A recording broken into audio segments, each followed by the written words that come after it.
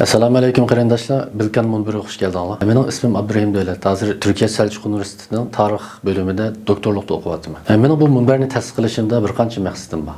Birinchidan, hozir biz muhojiratda mayli qaysi davlatda yashaylik, hammamiz o'rtaq duch kelayotgan bir qiyinchilik bor. U bo'lsa-mu farzand tarbiyasi masalasidan iborat. To'g'ri, biz boshqa nurg'un masalalarimizni hal qilib bo'lgan bo'lishimiz mumkin. Uy sotib olgan bo'lishimiz mumkin, hatto mashina sotib olgan bo'lishimiz mumkin, o'qishlarimiz bitgan bo'lishi mumkin, xizmat topgan bo'lishimiz mumkin. Ya'ni biz hal qilgandan keyin asosan bizning beshimizga qatirmaydigan masalalar. Ammo farzand tarbiyasidan iborat bu ish toki bolamiz tug'ilib, umrimizning oxiriga qadar har vaqt biz diqqat qilishga tegishlik, hal qilishga tegishlik, yuzlanishga tegishlik bir masaladan iborat. Bo'libmi bizga o'xshash farzand tarbiyasi haqida aslida o'zimizni yetarlik tarbiyalamagan, o'zimizni qurollantirmagan. Bu ota-onalarga nisbatan bu yangi bir muhitda, yangi davrda, yangi davlatda, yangi sistemda, hatto yangi saboqdosh, yangi mahallalarda duch kelayotgan son-sanoqsiz qiyin masalalarimiz bor. Biz hozir chet elda endi farzandimizni qanday o'lchamda tarbiyalashimiz lozim, qanday g'oyaga tayyorlik qildirishimiz lozim, qanday iqtidorlarni hozirlash kerak, tarbiya davomida zodi qanday konkret usullarni qo'llanamiz deganga o'xshash nurg'un masalalar bor.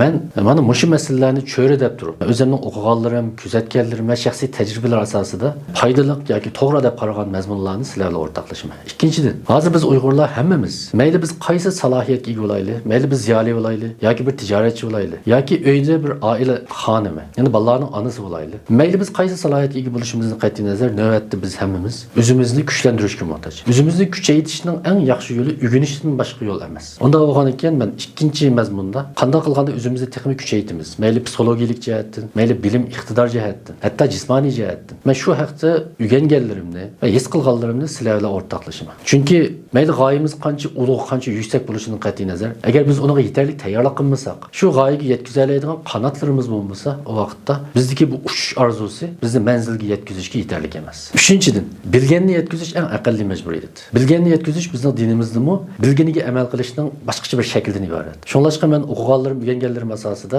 sizlarga gelimsiz qilgan, shuni boshqalar bilsin aytdi, yaxshi bo'ldi ekan, asqatdi ekan deb qaragan mazmunlarni sizlarga yetkazaman. To'rtinchidan, inshaalloh keyinroq agar kursimiz bo'lib qolsa, bolalar psixologiyasi, yoziqchilik, tanqidiy tafakkur degandek maxsusroq temalarda sistemalikroq dars o'rinlashtirishga tirishaman. Agar so'zlaganlarimda ma'lum birisi sizlarning hayotinglardagi ma'lum bir masalani hal qilishga yordam qila olsa, sizlarning ma'lum bir qiyinchiliklarni ko'tarib o'talasa, men shu yetarlik. Oxirida hammanglarning tiniga salomatlik, hayotinglarga baxt tilayman. Ko'rishguncha omon bo'linglar, Allohga omonat.